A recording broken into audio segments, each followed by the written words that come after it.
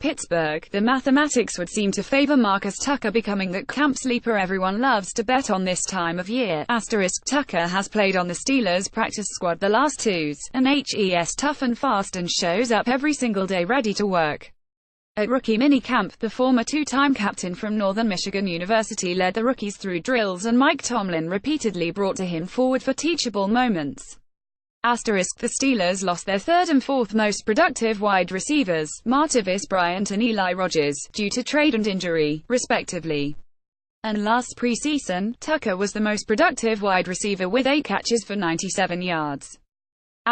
Juju Smith-Schuster has missed the first 3 OTAs, or as Tucker described it, a minute.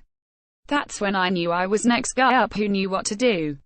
Antonio Brown missed Thursday's workout as well, so there was a real need for an experienced receiver to play alongside veteran Justin Hunter and second-round draft pick James Washington.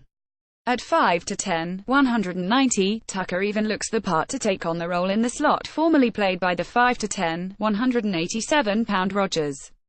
"Marcus, are you the next Eli Rogers, man?" Tucker said as he searched for words. "I can't say I'm the next Eli Rogers. I just want to be the best Tuck I can be." The players call him Tuck, and, no, you headline writers out there, he's never heard of the Marshall Tucker Band. But can he play the slot? I'm fairly new, Tucker said. "I usually play outside for the most part, and even in college I played on the backside, and then my senior year I dibbled and dabbled in the slot in college, but I'm 3 years out of college, so that doesn't even matter now. Don't fool yourself. Dibbling and dabbling in college always matters." But he underscored the point former coordinator Todd Haley used to make about Rogers: he played the slot in college and it gave him an edge over all the transplanted X's and Z's who starred out wide in school but struggled with a move inside. "I've been playing X here, but now I'm moving into kind of a new position," Tucker said. "It's a new feel for me, because in the slot it's about timing, spacing, being in the right place at the right time.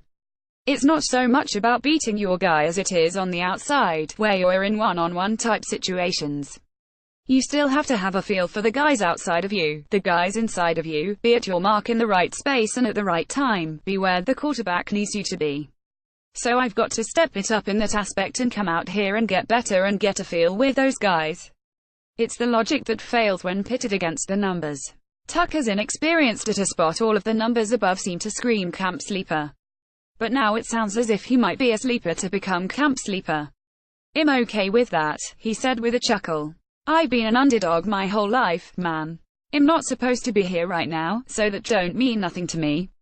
I just come out and compete with the regulars and make plays and try to make it tough for them to get me out of here.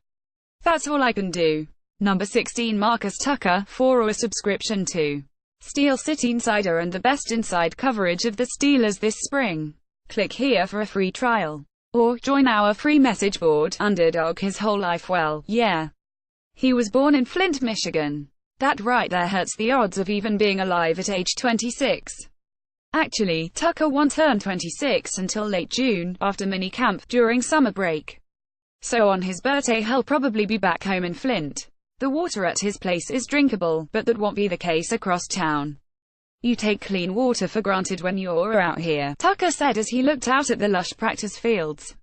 "I go back and visit my aunt and I catch myself going to the sink. Got to find the bottle or boil it."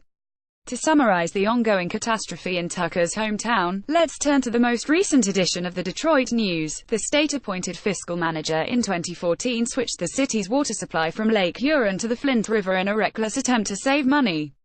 The water corroded the city's aging pipes, causing them to lead into the system. The lead impacted the water in every home, business and school. "That's a very touchy subject for myself," Tucker said. "My mom, who now stays in Houston, Texas, she had a play that she did at the Whiting in Flint on May 12th, and she actually had a water drive to give out waters and she helped the community with that. I had my hand in that also.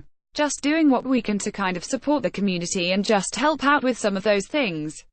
Tucker's mother, Cynthia Tucker, is a playwright and a former policewoman who, through her play, hoped to create awareness for diabetes. Raising awareness for clean drinking water was on her son's mind as he was being interviewed by Pittsburgh reporters. "Flint is home. I love it. Back at the crib," he said. "That's a place where I fell in love with the game, just fell in love with the community. All my friends and family are back there. Special place for me. But that situation is tough. I've got friends and family that are still dealing with that right now.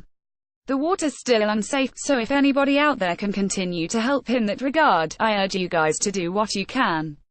The affected populace is forced to use water bottles for everything. You can't do anything out of the sink, out of the pipeline. It's tough. You bathe with it. You eat with water bottles. You've got to boil water. You've got to take water bottles and pour it to boil water, to cook food, to bathe too, everything. The numbers on the football fields should take care of themselves, as Tucker, in his third year with the team, can visualize that opening for his first 53-man roster spot. He knows it's there for the taking. That, of course, would in turn help his visibility and perhaps those in his seemingly forgotten hometown. There are people still fighting out there, he said. People still keeping the hope that one day things are going to get better. This has been going on for 3 or 4 years now, where they've been dealing with this and nothing has been done just yet. We've just got to stay prayerful and keep giving and do what we can. And keep the awareness up, so people know that situation is still out there.